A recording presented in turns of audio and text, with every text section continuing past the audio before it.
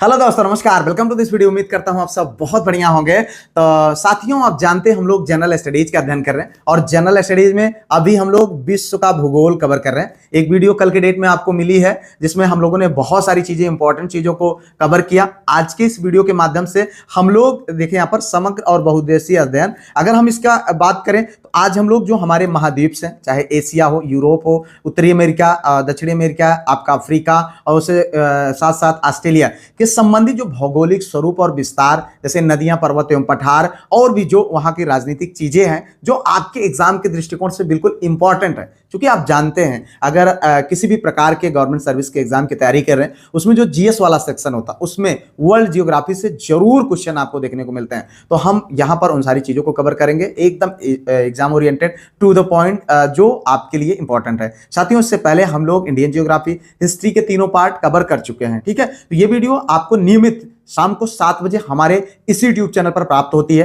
अभी हम specially focus कर रहे हैं GIC lecturer, GDC assistant professor, उसके साथ साथ बीपीएससी, टीआरई 4 जैसे एग्जाम के लिए ये पार्ट आपके लिए बेहद इंपॉर्टेंट होना। अगर आप चाहते हैं सब कुछ जो मैं पढ़ा रहा हूं उसका पीडीएफ मिल जाए, क्योंकि मॉर्निंग में अभी करंट अफेयर की आपको सीरीज मिलती है, ठीक है, तो उनकी भी पीडीएफ्स और पूरा टेस्ट क्विज सब कुछ मिल जाए, तो आप हमारे नंबर 9565272442 नंबर पर व्हाट्सएप के माध्यम से कांटेक्ट कर लीजिए। एक छोटी सी फीस रखा, पे करके ग्रुप में जुड़ जाए। आपको आज के जीएस के लिए हम आपको कंप्लीट मटेरियल देंगे। ठीक है, आइए वीडियो को शुरू करते हैं। यहां से देखिए, अगर हम बात करें भौतिक संरचना, सामरिक जलमार्ग, राजनीतिक सीमाएं और प्रमुख औद्योगिक केंद्रों का यहां पर हम विश्लेषण करने वाले हैं, जिसमें भौतिक स्वरूप में अगर हम बात करें एशिया का स्वरूप, ठीक है, ये सारी चीजें हैं, आगे देखते हैं। यहां पर आइए, यहां पर हम एशिया को देखते हैं। ठीक है, अगर हम देखें तो चूंकि जिस महाद्वीप में हम लोग रहते हैं उसका नाम क्या है, उसका नाम है एशिया। जी हाँ, एशिया जो है महाद्वीप जनसंख्या एवं क्षेत्रफल दोनों दृष्टिकोण से, जनसंख्या में भी और क्षेत्रफल में भी दुनिया का सबसे बड़ा महाद्वीप है। आप जानते हैं कि जिस पर हम लोग निवास करते हैं, यानी मानव जाति निवास करती, ऐसे महाद्वीप वैसे तो 7 है, लेकिन अगर हम देखें तो जो है कुल मिलाकर के जो प्रमुख महाद्वीप है, जिसमें एशिया है, ठीक है, उसके बाद आपका उत्तरी अमेरिका है, दक्षिणी अमेरिका है, अफ्रीका है, ठीक है, और उसके साथ साथ ऑस्ट्रेलिया। ये 5 ऐसे प्रमुख महाद्वीप है जहां पर लोग निवास करते हैं। ठीक है, और ये इन्हीं सारी चीजों के बारे में हम यहां से अध्ययन करेंगे। ठीक है, अगर हम बात करें यहां पर अधिकांश भाग उत्तरी गोलार्ध में स्थित है। जी हां, अभी कल के डेट में जब हमने देखा था, पूरी पृथ्वी को समराइज करने का प्रयास किया था, तो वहां पर हमने देखा था कि इस तरीके से एक रेखा बनती है बीच में, जिसे हम विषुवत रेखा बोलते हैं। उसके जो ऊपर वाला भाग यानी उत्तर, क्योंकि ऊपर उत्तर ही दर्शाया जाता है, ठीक है, तो उत्तरी जो भाग है वो उत्तरी गोलार्ध के अंतर्गत आता है। जो नीचे वाला भाग है, पोर्शन है, उसे दक्षिणी गोलार्ध के अंतर्गत हम काउंट करते हैं। तो अधिकांश भाग, ठीक है, सब नहीं। यहां पर देखिए, ये अपना इंडिया ये है, ठीक है, ये देखो, ये इंडिया है, ये विषुवत रेखा के बिल्कुल करीब है। ठीक है, तो इस तरीके से है यहां पर। और अगर हम यहां पर बात करें तो ये जो है अधिकांश भाग इसका जो है कहां पर है, उत्तरी गोलार्ध में है। किंतु इंडोनेशिया के कुछ द्वीप, ये सारे द्वीप, ठीक है, ये द्वीप ये कहां पर है, दक्षिणी गोलार्ध में स्थित है। ठीक है, यहां पर आप देख सकते हैं। अब उसके बाद अगर हम इसके सीमा की बात करते हैं, किससे मिलता है, यूरोप से ये अलग होता है। यहां पर आप देख सकते हैं, यूरोप से ये अलग होता है। जिस जो अलग करता है वो भूमध्य सागर है, काला सागर है, काकेशस पर्वत है। ये क्वेश्चन बनता है कि किससे भूमध्य सागर, उसमें विकल्प दे देगा आपको और उसमें एक आपको चूज करना रहेगा। कैप्सियन सागर है, ठीक है, यूराल पर्वत है, और डार्डेनेल्स और बास्पोरस, ये जल संधियां हैं। तो इतना आपको यहां पर जानना चाहिए। अगर हम उत्तरी अमेरिका से इसकी अलग होता है तो यहां पर ये उत्तरी अलग, ये देखो, ये उत्तरी अमेरिका से अलग हो रहा है। यहां पर एक बेरिंग जल संधि है जो बहुत इंपॉर्टेंट है। ठीक है, बेरिंग जल संधि से ये उत्तरी अमेरिका से अलग होता है हमारा एशिया। ठीक है, अब इसके बाद अगर हम अफ्रीका से बात करते हैं तो अफ्रीका से अलग होता है लाल सागर तथा स्वेज जल डमरू। ये देखो, अफ्रीका से यहां से अलग हो रहा है लाल जल जो है, लाल जल डमरू, लाल सागर और स्वेज जल डमरू। तो ये इस तरीके से कुल मिलाकर के हमारे एशिया महाद्वीप की भौतिक परिस्थिति है। ठीक है, अगर हम बात करें इसकी जनसांख्यिकीय विविधता तो मुख्य रूप से काकेसाइड, मंगोलायट, निग्रो व प्रोटो ऑस्ट्रेलियाइड प्रजातियों का यहां पर निवास होता है। ठीक है, तो इतना आपको इससे संबंधित जानना चाहिए। अब अगर हम बात करते हैं यहाँ पर एशिया की भौगोलिक संरचना, विस्तृत जो मैदान और गगनचुंबी पर्वतों का जटिल जो ताना बाना बना हुआ, मतलब अगर आप देखें तो इस पर सब कुछ है। आपको मरुस्थल देखने को मिलेगा, आपको पर्वत देखने को मिलेगा, आपको पहाड़ देखने को मिलेगा, हर तरीके से संपूर्ण जैव विविधता यहाँ पर आपको देखने को मिलेगा। ठीक है, किस पर?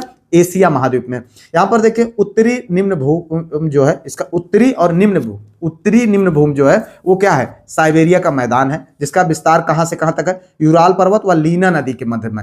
यूराल पर्वत और लीना नदी के मध्य में ये जो है स्थित है। ठीक है, उत्तरी निम्न भूमि पर यहां पर है ये।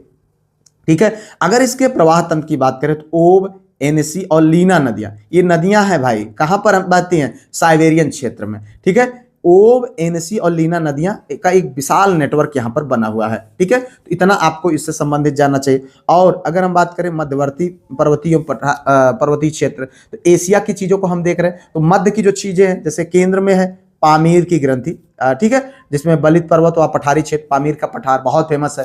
पामीर का पठार कहाँ आता है? मध्य एशिया के अंतर्गत आता है। ठीक है, तो यहाँ पर आप देख सकते हैं पर्वत श्रृंखलाएं जैसे है लुनसान, नानसान, हिंदुकुश, जाग्रोस, टॉरस और हिमालय एवं काराकोरम, ये पर्वत श्रृंखलाएं हैं प्रमुख। कौन? कहां पर? एशिया की ये पर्वत श्रृंखलाएं। तो इसको भी आपको इतना जान लीजिए, बिल्कुल बिंदास रहिए, आसान से आसान भाषा में हम आपको देने का प्रयास कर रहे हैं। ठीक है, तो थोड़ा सा पेशेंस बनाए रखें। अब वर्ल्ड जियोग्राफी है तो चीज़ों को थोड़ा सा समझना तो पड़ेगा ही। ठीक है, क्योंकि यहाँ से क्वेश्चन बनते हैं, तो इतना आप देखते जाइए। और इससे पहले अगर आपने वीडियो को अभी तक लाइक, चैनल को सब्सक्राइब, हाइप नहीं किया है तो गलत बात है, करिए। और जो कुछ आपको पता हो उसको कमेंट में जरूर लिखते जाए, अपनी जो आपका सुझाव हो उसको भी आप कमेंट में दे सकते हैं। यहाँ पर देखें प्रमुख पठार और बेसिन की अगर हम बात करें तो तिब्बत का पठार विश्व का सबसे ऊंचा, जी हाँ, ये क्वेश्चन बनता है कि विश्व का जो सबसे ऊंचा पर्वत है, ठीक है, सबसे ऊंचा पठार है, सॉरी, सबसे ऊंचा पठार है वो कौन सा है? विश्व का सबसे ऊंचा पठार तिब्बत का पठार है। इसको भी आपको जानना चाहिए। तारिम बेसिन, गोबी मरुस्थल, जुगारिया बेसिन, सिचुआन बेसिन, लोआस का पठार, ये सारे क्षेत्र एशिया के हैं। आपको दे देगा 4 विकल्प, उसमें बताएगा कि एशिया का कौन सा पठार है या एशिया का कौन सा क्षेत्र है, एशिया का कौन सा बेसिन है। तो आपको इस तरीके से करना पड़ेगा। वर्ल्ड जियोग्राफी है, मतलब ये जीएस है भैया, कुछ भी पूछ सकता है, इसलिए आप उन सारी चीजों को जानते रहे। अब हम बात करते हैं रूस के सुदूर उत्तर से लेकर के इंडोनेशिया के उष्णकटिबंध तक फैले एशिया के महत्वपूर्ण द्वीप। देखिए यहाँ पर ये क्षेत्र है पूरा, कुल मिलाकर के यहाँ पर आप इस मैप के माध्यम से समझिएगा। बहुत ज़्यादा ऐसा नहीं है कि मतलब सब अब आपको हमको वर्ल्ड जियोग्राफी ही पढ़ना है, नहीं, जीएस के पॉइंट ऑफ व्यू से पढ़ना, तो समझ करके पढ़ना। देखिए यहाँ पर रूसी क्षेत्राधिकार में है सेवेर नारिया द्वीप, क्यूराइल द्वीप, ये दोनों द्वीप किसके क्षेत्र में है? रूस के क्षेत्र में है। अब मध्य पूर्वी क्षेत्र की बात करें, यमन, शंकोत्रा द्वीप, ठीक है। अगर हम बात करें दक्षिण पूर्व एशियाई द्वीप समूह, जावा एवं सुमात्रा, जिस पर जो है इंडोनेशिया का अधिकार है, ठीक है। बोर्नियो द्वीप, जो जिसमें ब्रुनेई, मलेशिया, इंडोनेशिया, तो इस तरीके छोटे छोटे ये जो देख रहे हैं ना समुद्र में पुद्दु वर्षा ऐसे निकल आए हैं, ये सब क्या है? ये द्वीप है भैया, ठीक है। अगर विवादित समुद्री क्षेत्र की बात करें तो स्पार्टली द्वीप, जो कि दक्षिण चीन सागर में स्थित है, तो ये थोड़ा विवादित है। बस इतना आपको यहाँ पर जानना चाहिए। अब हम बात करते हैं एशिया की प्रमुख जल संधियां, जो कि विशाल महासागरों को जोड़ने वाले सामरिक चौक पॉइंट्स हैं, ठीक है। तो देखें यहाँ पर जल संधि है, ठीक है, जल संधि की अगर हम बात करें यहाँ पर, तो ये है जो आप बहुत ज्यादा इंपॉर्टेंट है। एक पतली सी, ये देखो पतली सी, ये देखे इस जल संधि, यानी अगर हम बात करें स्ट्रेट, ठीक है, जो क्या करती है? जोड़ती है एक को दूसरे से। यहाँ पर देखिए मलक्का स्ट्रेट की अगर हम बात करें तो ये अंडमान सागर से दक्षिण चीन सागर, ये इसका समुद्री जुड़ाव होता है। और इसकी भौगोलिक स्थिति की बात करें तो ये इंडोनेशिया और मलेशिया में है। ध्यान दीजिएगा, मलक्का जल संधि किसको किसको जोड़ता है? अंडमान सागर को दक्षिण चीन सागर से। और ये स्थित कहाँ है? इंडोनेशिया और मलेशिया के मध्य। अब यहाँ पर देखते हैं भैया पाक स्ट्रेट, यानी पाक जल संधि, जो समुद्र जोड़ता है पाक खाड़ी, किसको? बंगाल की खाड़ी से। ध्यान समझिएगा, पाक का मतलब पाकिस्तानी नहीं होता है, ठीक है। ये पाक जल संधि दिया गया है, जो किसके किसके मध्य है, भारत और श्रीलंका के मध्य। अगर आप मैप में उसको देखेंगे तो वहां पर आपको बिल्कुल स्पष्ट समझ में आएगा कि भारत और पाकिस्तान के, भारत और श्रीलंका, हाँ भारत और श्रीलंका के मध्य जो है जल संधि है उसको क्या बोला जाता है, पाक जल संधि। तो इतना आपको जानना चाहिए। सुंडा जल संधि यानी सुंडा स्टेट की बात करें तो जावा सागर को हिंद महासागर से जोड़ता है। एक पतली सी, ये देखो ये सब जो है ये सब जल संधि ही है, ठीक है। ये पतली सी जो पानी वाली लाइन होती है जो एक समुद्र को दूसरे समुद्र से या फिर एक स्थलखंड को दूसरे स्थलखंड से जोड़ती है, उसको हम क्या बोलते हैं, स्ट्रेट बोलते हैं, ठीक है। इतना आप जान सकते हैं। ये इंडोनेशिया में। अब हम बेरिंग जलसंधि की बात करते हैं। बेरिंग सागर जो है चुकची सागर जो कि अलास्का, जो कि वहां पर अगर आप देखिए तो रूस और अलास्का किसका भाग है, जो है अमेरिका यूएसए का भाग है, तो उसको जोड़ता है एक दूसरे से, ठीक है। तो यहाँ पर आप इसको जान सकते हैं। अगर देखें तो अलास्का जो भैया ना, जो यूएसए की जो मुख्य भूमि है उससे दूर है, उसको जो है इसने कवर कर रखा है। अब हम वैश्विक जल मार्ग यूरोप, अफ्रीका और अमेरिका के महासागरों को एक सूत्र में पिरोते हैं, उन पर हम बात करेंगे, वैश्विक जल मार्ग, ठीक है। अगर हम देखें जलसंधि जो कि जिब्राल्टर जलसंधि, अगर हम जिब्राल्टर जलसंधि की हम बात करें तो ये क्या करता है, भूमध्य सागर को अटलांटिक महासागर से जोड़ता है, ठीक है। इसकी भौगोलिक स्थिति की बात करें तो स्पेन और मोरक्को के मध्य स्थित है, ठीक है। इतना आपको यहां पर जानना चाहिए। अगर हम हामुर्ज की बात करते हैं जो फारस की खाड़ी और ओमान की खाड़ी को जोड़ता, ध्यान से समझते जाइए, याद रहेगा आपको, घबराइए नहीं, ठीक है। अगर हम इसकी भौगोलिक स्थिति की बात करें, ओमान और ईरान में स्थित है, ठीक है। अगर हम डोवर की बात करें, डोवर जल संधि, ये इंग्लिश चैनल और उत्तरी सागर को जोड़ता है। ये इसकी भौगोलिक स्थिति कहाँ है, इंग्लैंड और फ्रांस में, ठीक है। मैगलन जल संधि जो है प्रशांत एवं दक्षिण अटलांटिक महासागर को जोड़ता है, ठीक है। और ये दक्षिणी अमेरिका चिली वाले देश में स्थित है। तो इतना आपको यहाँ पर इनसे संबंधित जानना था, ठीक है। अब हम बात करेंगे एशियाई देशों की राजनीतिक और आर्थिक पहचान, उनकी राजधानियां और मुद्राओं से निर्धारित होती है। तो जो प्रमुख देश हैं जिनको आप रिकॉग्नाइज कर सकते हैं एशिया के, उनको हम देखते हैं। यहाँ पर देखें, यह है भारत, हमारा देश, ठीक है। ये है मैप पर, आप यहाँ पर देखें, ठीक है। ये भारत है, ये भारत है। ये पुद्दू भरसा आपका जो है बांग्लादेश है। ये कुत्ते की आकार में भैया आप कौन है, ये है पाकिस्तान। ये छोटा सा लटक रहा है जो, ये श्रीलंका है। तो इस तरीके से आप देखें, भारत की राजधानी नई दिल्ली है। भारतीय रुपया, ठीक है, इसका जो सिक्का है यानी जो पैसा है उसको भारतीय रुपया। अगर हम चीन की बात करें तो चीन आप देख ही रहे हैं, ठीक है। तो इस तरीके से चीन है और इसकी राजधानी कहाँ है, बीजिंग है। और इसकी रुपया कौन है, रंबिनी युआन, ठीक है, इसकी रुपया है। जापान जो कि टोक्यो इसकी राजधानी है और एन उसकी रुपया है। ईरान इसी तरीके से तेहरान इसकी राजधानी है, रियाल इसका रुपया है। सऊदी अरब इसका रियाद रुपया है और सऊदी रियाल इसका जो है पैसा है। दक्षिणी कोरिया सियोल जो कि दक्षिण कोरियाई वान है, ठीक है। और इसके बाद अगर हम बात करें संयुक्त अरब अमीरात जो कि अबू धाबी में यूएसी जो है यूएई, अबू धाबी इसकी राजधानी, यूएई दियाम ये इसकी रुपया है, ठीक है। अगर सिंगापुर की बात करें तो राजधानी सिंगापुर है और इसका सिंगापुर डॉलर। तो इस तरीके से यहाँ पर अलग अलग जगहों पर है और इस तरीके से आप इसको देखें, जो ये प्रमुख देश थे उनके बारे में हम लोगों ने देखा। अब आगे हम देखते हैं यूरोप और अफ्रीका का राजनीतिक परिदृश्य अत्यधिक आर्थिक और सांस्कृतिक विविधता जो दर्शाता है उसको हम समझेंगे। यहाँ पर अगर हम यूरोप की बात करें तो यूरोप में फ्रांस जो प्रमुख देश है, जिसकी राजधानी पेरिस है, जो जहाँ सिक्का चलता है क्या, यूरो, ठीक है। जर्मनी राजधानी बर्लिन, पैसा क्या है, यूरो, ठीक है। यूनाइटेड किंगडम लंदन, जिस राजधानी लंदन है, ठीक है। पाउंड इसका स्टर्लिंग पाउंड, ठीक है। रूस राजधानी मॉस्को, ये रूबल है। स्विट्जरलैंड जिसकी राजधानी बर्न, और यहाँ पर अगर हम देखें स्विस फ्रैंक इसकी राजधानी है, वो मतलब पैसा है। अफ्रीका की अगर हम बात करें तो मिस्र की राजधानी काहिरा, मिस्र पाउंड।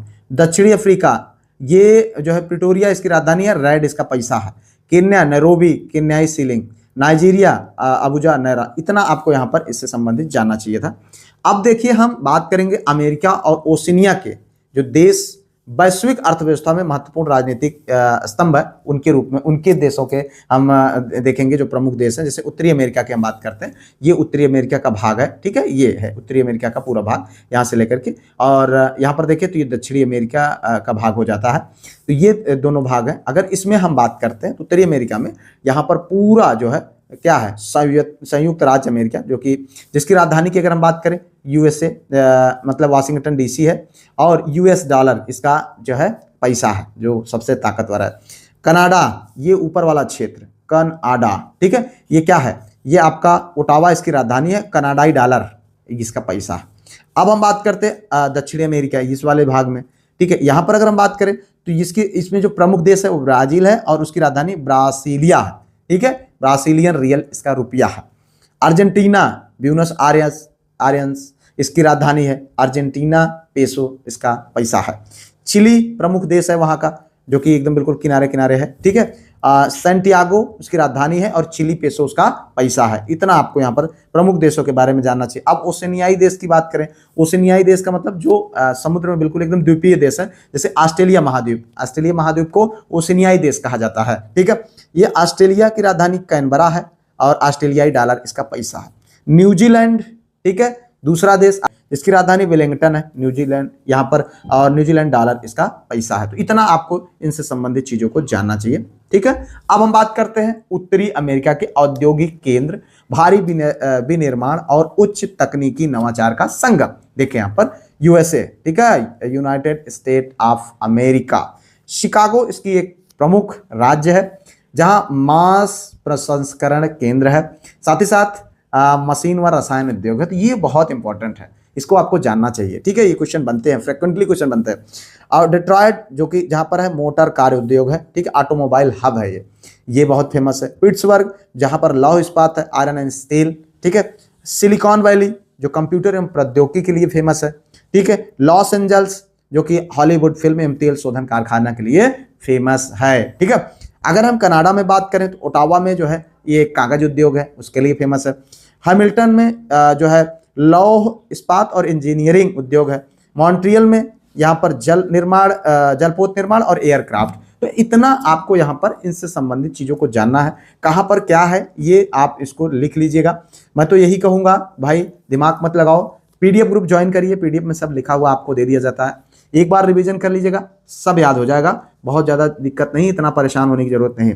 अब हम यूरोप के औद्योगिक ध्रुव, चूंकि हम इंपॉर्टेंट ही चीजों को देख रहे हैं तो इसलिए हम इनको देख रहे हैं। यूरोप के औद्योगिक ध्रुव पारंपरिक विनिर्माण, फैशन और सटीक इंजीनियरिंग में जो अग्रणी क्षेत्र है।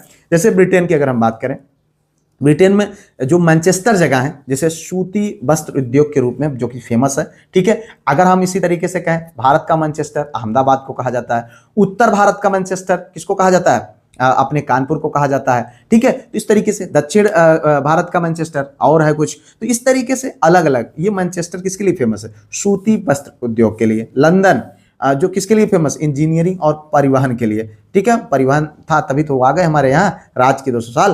अब यहाँ पर बर्मिंघम जो कि मोटर कार के लिए फेमस है। तो इस तरीके से अगर हम फ्रांस की बात करें, पेरिस ऑटोमोबाइल और कॉस्मेटिक्स और इंजीनियरिंग के लिए फेमस है, ठीक है। अगर हम बात करें शैंपेन और बोर्डो, यानी ये शराब उद्योग के लिए फेमस है फ्रांस में भैया, क्योंकि वो अगर आप देखें तो जो है ये ऊपर वाले क्षेत्र में, ऐसे 66.5 डिग्री वाले क्षेत्र में ये लोग करते हैं जहां पर ठंडी ज़्यादा होती, इसीलिए ये लोग गुटकी लेते हैं, ठीक है, शराब उद्योग। तो यहाँ पर देखें जर्मनी, फ्रैंकफर्ट, जर्मनी जो कि फ्रैंकफर्ट इंजीनियरिंग परिवहन है वहाँ पर। स्टुटगार्ट जो कि मोटर गाड़ी के लिए फेमस है। इटली मिलान उसका जो क्षेत्र है रेशमी वस्त्र उद्योग के लिए फेमस है, ठीक है। टूरिन जो कि इटली का क्षेत्र है, मोटर कार के लिए फेमस है। रूस मॉस्को व गोर्की वन जो है निर्माण, वस्त्र निर्माण, लौह इस्पात इंजीनियरिंग क्षेत्र के लिए फेमस है। तो इतना आपको यहाँ पर इससे संबंधित जानना चाहिए।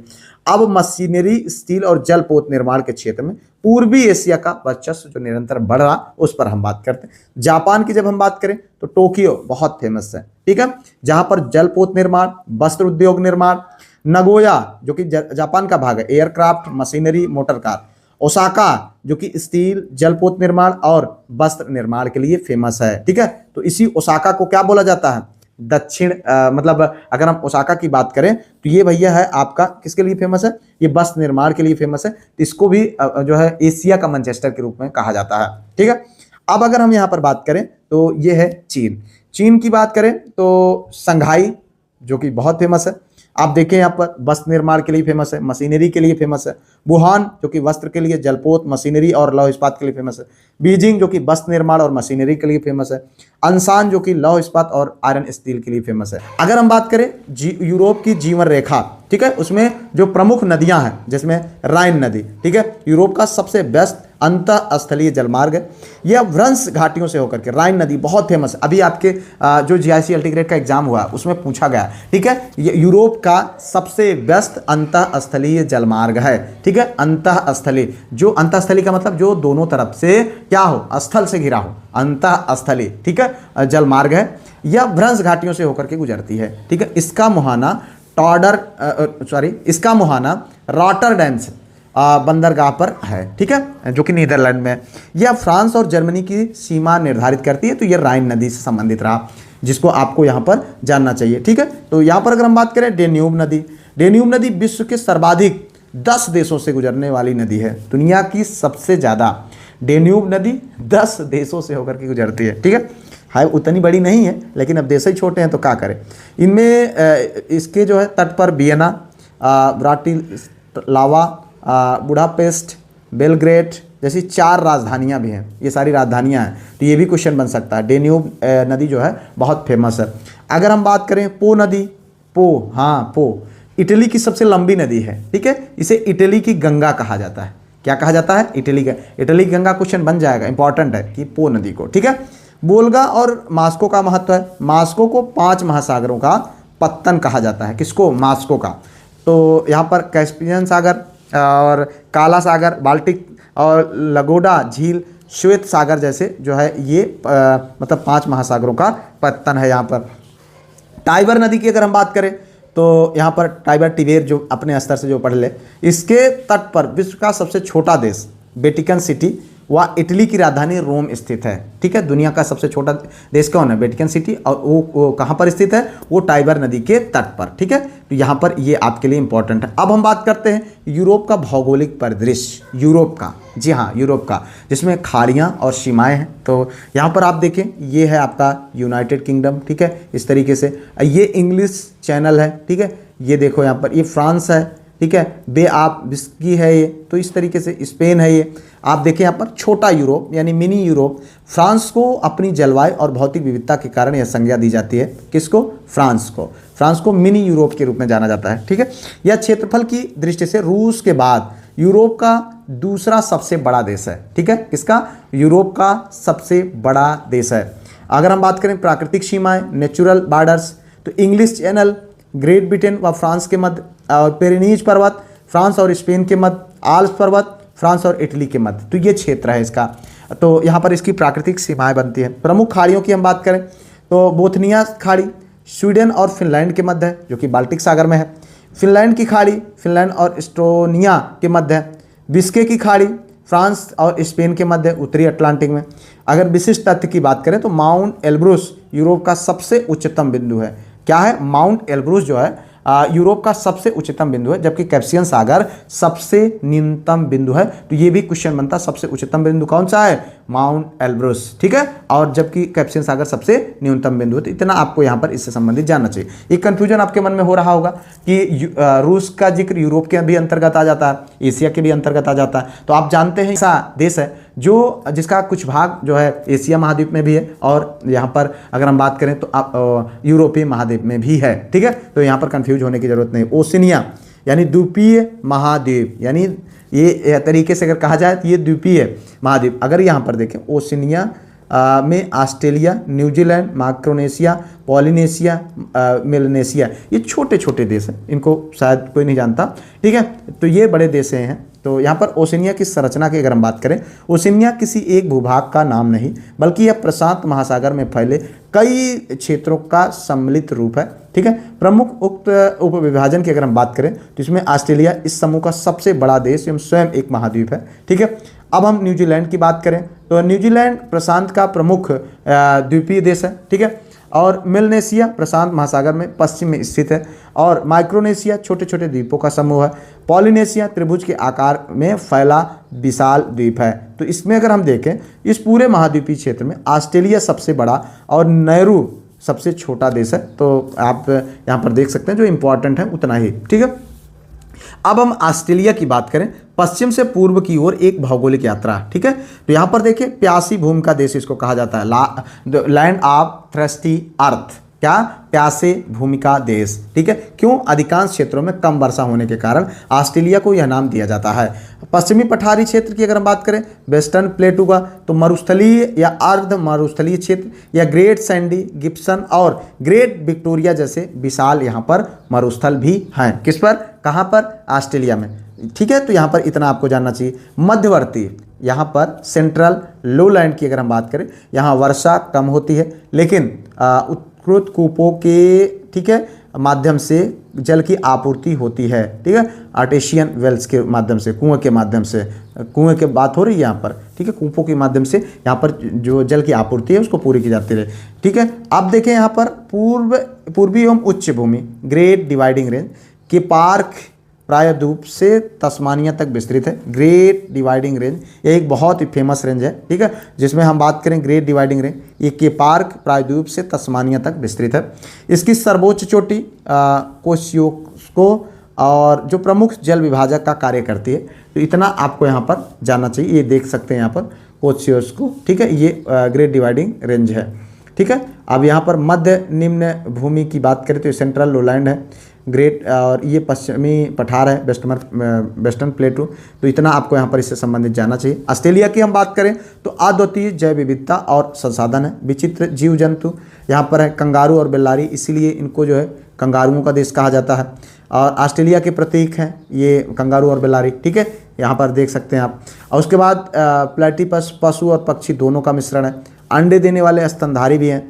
कोआला, एम्यू और लॉयर बर्ड नकल करने में कुशल है, ठीक है। कृषि में अगर हम बात करें तो मरे डार्लिंग बेसिन में, ठीक है, मरे डार्लिंग बेसिन, मरे और डार्लिंग, डार्लिंग एक नदी है, ठीक है, उसके बेसिन में मेरिनो नस्ल की भेड़ें जो कि यहाँ पर आप देख सकते हैं उत्तम ऊन के लिए पाली जाती हैं। और उत्तर में उष्णकटिबंधीय घास भूमियों को सवाना और दक्षिण में डाउन्स कहते हैं। तो इतना आपको यहाँ पर जानना चाहिए। सवाना और डाउन्स ये बहुत पूछा जाता है, इसको आप ध्यान रखें। अगर हम यहाँ पर खनिज संपदा की बात करें तो बॉक्साइट उत्पादन में ऑस्ट्रेलिया विश्व में प्रथम स्तर पर है, ठीक है। ऑस्ट्रेलिया जो है बॉक्साइट का दुनिया में सबसे ज़्यादा उत्पादन करता है। अगर हम स्वर्ण नगरी की बात करें तो पश्चिमी क्षेत्र में जो है कालगुली व कुलगार्डी सोने की जो है प्रसिद्ध खदानें हैं, ठीक है। अगर हम लौह अयस्क की बात करें तो पिलबारा क्षेत्र इसके लिए विश्व प्रसिद्ध है। आगे देखते भैया न्यूजीलैंड एवं प्रशांत महासागरीय द्वीप समूह, ठीक है। न्यूजीलैंड कुक जल संधि उसके उत्तरी और दक्षिणी द्वीप को अलग करती है, ठीक है। दक्षिणी द्वीप का जो है दक्षिणी द्वीप पर दक्षिणी आल्प्स स्थित है, दक्षिणी आल्प्स, ठीक है। दक्षिणी द्वीप पर ये देखें सदर्न आल्प्स स्थित है। और सर्वोच्च को जो इसकी चोटी है माउंट कुक है। तो ये क्वेश्चन बनता है किसकी जो सर्वोच्च चोटी है वो क्या है? माउंट कुक है। यहाँ पर वागानुई नदी की जीवित मानव का दर्जा दिया जाता है। जो है वागानुई नदी को जीवित मानव, तो ये क्वेश्चन बनता है फ्रिक्वेंटली कि कौन सी ऐसी नदी है जिसको जीवित मानव का दर्जा दिया जाता है, तो वागानुई ये आपके इंपॉर्टेंट है। अब प्रशांत द्वीप समूह में अगर हम बात करें तो माइक्रोनेशिया, पॉलिनेशिया, मेलेनेशिया। भौगोलिक स्थिति की बात करें तो ये फिलीपींस से पूर्व है, प्रशांत के मध्य है, ये जो है मेलेनेशिया प्रशांत महासागर के प्रमुख है। इसमें जो द्वीप हैं ये सारी चीज़ें हैं, तो आप इनको थोड़ा सा ध्यान रखें, ठीक है। इतना आपको यहाँ पर इनसे संबंधित जानना चाहिए। अब हम बात करते हैं अंटार्कटिका। जी हाँ, विज्ञान के लिए समर्पित जो है श्वेत महाद्वीप है, क्योंकि यहाँ पर अगर देखें तो यहीं पर बहुत सारी ऐसी चीज़ें स्थापित की जाती हैं क्योंकि यहाँ पर मानव निवास नहीं है। भौगोलिक स्थिति अगर हम बात करें, यह विश्व का 5वां बड़ा महाद्वीप है, ठीक है। इसे निर्जन महाद्वीप या गतिशील महाद्वीप भी कहा जाता है क्योंकि बर्फ का प्रसार व पिघलना ऋतु के अनुसार घटता बढ़ता रहता है। जब ठंडी का मौसम आता है, यानी जब पोलर रीजन में मतलब आप जानते हैं कि पोलर रीजन में क्या होता है कि सूर्य का प्रकाश नहीं पड़ता है तो 6 महीने रात 6 महीने दिन हो जाता है, तो आप इसको भी समझिए। तो वहाँ पर क्या होगा कि बहुत दिनों तक सूर्य की रोशनी नहीं पड़ती है तो क्या हो जाता है, वहाँ पर बर्फ़ जम जाती है, और बर्फ़ जम जाती है तो वहाँ पर क्या होता है, जो समुद्र है उसका मतलब समुद्र का फैलाव ज़्यादा हो जाता है, और जिस क्षेत्र पर जब बर्फ़ दूसरे पोल पर पड़ता रहता है तो वो पिघल जाता है। मतलब जब दोबारा जो है सूर्य का प्रकाश पड़ने लगता है, बर्फ़ें पिघल जाती हैं, तो तो वो पानी का रूप ले लेती है। इस तरीके से प्रमुख पर्वत चोटियों की अगर हम बात करें, क्वीन मौड श्रेणी इसे 2 भागों में बांटती है, और विंसन मैफिन इसकी सर्वोच्च चोटी है। माउंट एरेबस एक सक्रिय ज्वालामुखी है, जो आपको यहाँ पर जानना चाहिए। पारिस्थितिकी और विज्ञान की अगर हम बात करें तो तटीय भागों में पेंगुइन ये एक प्रकार का बहुत मतलब जलीय जीव है, ठीक है। क्रिल मछली और अल्बाट्रोस पक्षी पाए जाते हैं, ठीक है। अगर हम बात करें 1985 में सर्वप्रथम यहीं पर ओजोन रिक्तीकरण का पता चला था, और 2016 में रॉक सागर को विश्व का सबसे बड़ा समुद्री संरक्षित क्षेत्र घोषित किया गया, ठीक है। अब हम बात करने वाले हैं विश्व की प्रमुख झीलें, मीठे और खारे पानी के विशाल भंडार का, ठीक है। तो यहाँ पर देखिए आकार के स्तर पर हम देखें कैस्पियन सागर, कौन? कैस्पियन सागर विश्व की सबसे बड़ी खारे पानी की झील है। यह रूस, कजाकिस्तान, तुर्कमेनिस्तान, अजरबैजान और ईरान से घिरी है, ठीक है। अगर हम सुपीरियर झील की बात करें तो मीठे पानी की सबसे बड़ी झील है। ये कहाँ पर है? क्वेश्चन फ्रिक्वेंटली बनता है, अमेरिका और कनाडा के अंतर्गत, ठीक है। विक्टोरिया झील यह भी मीठे पानी की दूसरी सबसे बड़ी झील है, ठीक है। ये सुपीरियर झील सबसे बड़ी, दूसरी कौन है? विक्टोरिया झील। ये विषुवत रेखा पर इससे होकर के गुजरती है, केन्या, युगांडा और तंजानिया में स्थित है, ठीक है। अगर हम गहराई और ऊंचाई के आधार पर बात करें तो बैकाल जो झील है ये विश्व की सबसे गहरी झील है, ठीक है, जो कि रूस में है। अगर हम बात करें टीटीकाका झील, ये विश्व की सबसे ऊंची नौगम्य झील है, ठीक है। और इसमें अगर हम बात करें पेरू और बोल्विया सीमा में ये स्थित है। अगर यहाँ पर हम बात करें मृत सागर, जिसको भी झील की श्रेणी में रखा जाता है, ये सर्वाधिक गहराई पर स्थित बिंदु है, ठीक है। और इसमें थोड़ा सा ये आप समझे कि टीटीकाका जो है सबसे ऊंची है और ये सबसे गहराई में है, तो इतना आपको यहाँ पर जानना चाहिए। वोल्टा झील जो कि घाना में 0 डिग्री देशांतर होकर के गुजरती है, तो इतना आपको यहाँ पर समझे कि वोल्टा कौन सी ऐसी झील है जहाँ से 0 डिग्री देशांतर यानी यमोत्तर रेखा होकर के गुजरती है, तो कौन है? वोल्टा झील है। तो ये आपके लिए इंपॉर्टेंट है। यहाँ पर देख सकते हैं कैस्पियन सागर सर्वाधिक विस्तृत है, ठीक है। सुपीरियर झील सबसे बड़े मीठे पानी का, विक्टोरिया झील दूसरे सबसे बड़े मीठे पानी का झील है, तो इतना आपको यहाँ पर जानना चाहिए। अब मानव निर्मित जो रणनीतिक अगर हम बात करें, विश्व की रणनीतिक जो नहरें हैं, प्राकृतिक जल मार्गों के अलावा मानव ने वैश्विक व्यापारों को सुगम बनाने के लिए प्रमुख नहरें हैं, जिसमें पनामा नहर प्रशांत महासागर और अटलांटिक महासागर को जोड़ता है। इनके तट पर पनामा यानी प्रशांत और कोरलोन यानी कैवेरियन पत्तन है, ठीक है। स्वेज नहर जो कि भूमध्य सागर और लाल सागर के को जोड़ती है। पोर्ट सई तथा यहाँ पर पोर्ट स्वेज यानी दक्षिण में यह अवस्थित है। कील नहर यह उत्तरी सागर और बाल्टिक सागर को जोड़ती है। जर्मनी में स्थित विश्व की व्यस्ततम नहरों में से एक है। कील नहर सबसे व्यस्त है, ठीक है।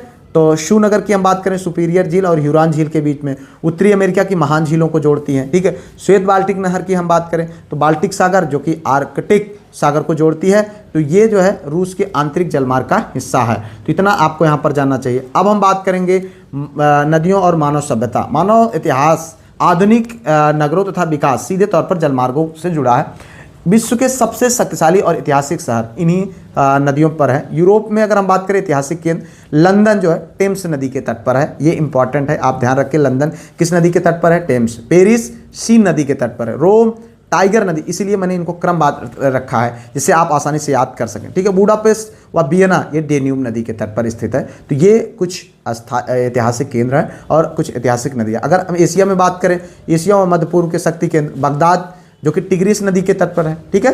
टोक्यो जापान की जो राजधानी है ये अराकावा नदी के तट पर स्थित है। संघाई जो कि चीन में है, ये की नदी पर स्थित है। अमेरिका में अगर हम बात करें तो आधुनिक महासागर इसका जो है वाशिंगटन डीसी जो कि पोटोमेक नदी पर स्थित है, और न्यूयॉर्क जो कि हडसन नदी पर स्थित है। तो अगर हम देखें यहाँ पर तो एशिया में ग्रीष्म ऋतु से लेकर के पृथ्वी के शीत ध्रुव तक जो है ये जलवायु की चरम सीमाएं होती हैं, जिसमें सर्वाधिक वर्षा भारत का मासिनराम, ठीक है, इंपॉर्टेंट है, इसको ध्यान रखें कि अगर हम बात करें तो सर्वाधिक वर्षा मासिनराम में जो कि दक्षिण पश्चिम मानसूनी पवनों के द्वारा होता है, ठीक है। अगर हम बात करें शीत ध्रुव जो कि रूस का वर्खोयांग जो कि साइबेरिया में स्थित है, विश्व का सबसे बड़ा क्षेत्र है। आप जानते हैं रूस एक ऐसा मतलब देश है जो एशिया और यूरोप दोनों में स्थित है, इसके कुछ भाग, ठीक है। वनस्पति पदानुक्रम अगर हम बात करें उत्तर से दक्षिण तो टुंडा जो कि सुदूर उत्तर में टाई व लाइकेन के द्वारा बना हुआ है, ठीक है। तो इसमें टाइगा की अगर हम बात करें करें, टुंड्रा के दक्षिण स्थित शंकुधारी वन जैसे चीर ये सब देख सकते हैं, फर और स्पूस। स्टेपीज की अगर हम बात करें, टाइगा के दक्षिण में शीतोष्ण घास के मैदान है, ठीक है। मरुस्थलीय वनस्पति की बात करें तो दक्षिण पश्चिम व मध्य एशिया में कम वर्षा वाले ये सब क्षेत्र हैं। तो इतना आपको यहाँ पर इनसे संबंधित जानना चाहिए। एशिया की जीवन रेखाएं, प्रमुख नदियाँ, अपवाह तंत्र, ठीक है। नदी ये है यहाँ पर देखिए यांगसी नदी जो है, जो कि पूर्वी चीन में है, ठीक है। इसकी विशेषता क्या है? एशिया की सबसे लंबी नदी कौन है? यहाँ पर यांगसी क्यांग, ठीक है, जो कि संघाई और वुहान शहर स्थित है इसी के किनारे पर, ठीक है। 3 गार्ज डैम इस पर निर्मित है। तो इतना आपको यहाँ पर इनसे संबंधित चीज़ों को जानना चाहिए। अब बात करें हांगो नदी जो कि चीन में है, पोहाई की खाड़ी पर है, येलो सागर है। इसे चीन का शोक कहा जाता है, ये इंपॉर्टेंट है। सौरो ऑफ चाइना किसे कहा जाता है? यांगो नदी को, ठीक है। मेकांग को हम क्या कहेंगे? दक्षिण चीन सागर है, ये मोहाना पर स्थित है। अब अगर यहाँ पर देखें, चीन, म्यांमार, लाओस, थाईलैंड, कंबोडिया से प्रभावित होकर के सर्वाधिक जैव विविधता वाला बेसिन है। इरावदी व सालवीर जो कि अंडमान सागर में है। म्यांमार की जीवन रेखा, मध्य व दोआब जिसे चावल का कटोरा ये सब कहलाता है। तो इतना आपको यहाँ पर जानना चाहिए, ठीक है। अगर हम बात करें भारतीय उपमहाद्वीप के पड़ोसी राष्ट्र जिसमें नेपाल है, ठीक है, आप देख सकते हैं यहाँ पर भारत और चीन के मध्य जो है बफर स्टेट के रूप में इसको काउंट कर सकते हैं। विश्व की सर्वोच्च चोटियाँ एवरेस्ट, धौलागिरी, कंचनजंगा इसी में स्थित है। भूटान की अगर हम बात करें तो ये है भैया लैंड ऑफ थंडरबोल्ट, ठीक है। आर्थिक विकास की माप, राष्ट्रीय खुशहाली, ठीक है। अगर हम बात करें बांग्लादेश, इसको नदियों का देश कहा जाता है। कॉक्स बाजार विश्व का सबसे बड़ा बलुई पुटिन यानी बीच है इसमें। इस तरीके से अगर हम श्रीलंका को बात करें तो रत्नद्वीप या पूर्व का मोती इसे कहा जाता है। आदम का पुल यानी राम सेतु इसे जो है भारत से जोड़ता है, ठीक है। मालदीव की अगर हम बात करें, एशिया का सबसे छोटा देश है जो जनसंख्या व क्षेत्रफल के आधार पर मतलब दोनों आधार पर ये एशिया का सबसे छोटा महाद्वीप है। समुद्र स्तर में से सबसे कम ऊंचाई पर यह स्थित है, ठीक है। अब हम बात करते हैं औद्योगिक दिग्गज और ज्वालामुखी द्वीप समूह की। तो औद्योगिक जो महाशक्तियां हैं जैसे चीन लौह इस्पात के लिए, मुकदेन त्रिभुज और सूती वस्त्र के लिए संघाई ये सब है। जापान सूर्योदय का देश कहा जाता है। 4 प्रमुख देश द्वीप जो होन्शु, होकांडियो, क्यून्शु और शिकोशु ये जो कि यहाँ पर फेमस इसके जो है द्वीप हैं, ठीक है, जिस पर ये स्थित है। अगर हम बात करें दक्षिण पूर्व एशियाई, इंडोनेशिया जो कि 13,000 प्लस द्वीपों के साथ विश्व का सबसे बड़ा द्वीप समूह है, ठीक है। शिनकोना जो कि मलेरिया की दवा जो कुनैन का स्रोत है, यहाँ पर सर्वाधिक उत्पादन होता है। मलेशिया की अगर हम बात करें तो किंटा और किलांग घाटी विश्व में टीन उत्पादन का ये प्रमुख क्षेत्र है, ठीक है। अब हम बात करते हैं यहाँ पर पश्चिम एशिया जो कि ऊर्जा और मरुस्थल और ऐतिहासिक सभ्यताएं। सऊदी अरब की हम बात करें तो विश्व का सबसे बड़ा प्रायद्वीप, खनिज तेल और उत्पादन में अग्रणी। जिद्दा सबसे बड़ा बंदरगाह यहाँ का है, ठीक है। और उसके बाद हम बात करें ईरान या इराक का, तो ईरान प्राचीन मेसोपोटामिया, अभी आप देख रहे हैं क्या मचा हुआ है, ठीक है। सभ्यता दजला फरात बेसिन की भूमि पर स्थित है। ईरान कैस्पियन सागर और फारस की खाड़ी दोनों से मिलता है। अगर हम बात करें तुर्की का, तुर्की भूमध्य सागर व काला सागर के मध्य स्थित है।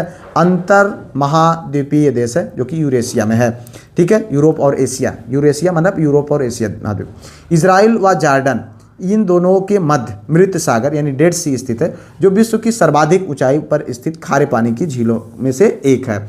अब हम महाद्वीपों का सेतु सिनाई जल संधि पर बात करेंगे। भौगोलिक अवस्थिति इसकी हम बात करें तो सिनाई जल संधि एशिया और अफ्रीका महाद्वीपों के बीच मध्य में ये स्थित है। जलमार्गों का विभाजन या रणनीति के दृष्टि भूमि जो कि पट्टी लाल सागरों की भूमध्य सागर से अलग करती है। तो इतना आपको जानना चाहिए। मानव निर्मित चमत्कार, इसी जल संधि को काट करके विश्व प्रसिद्ध स्वेज नहर का निर्माण किया गया है, ठीक है।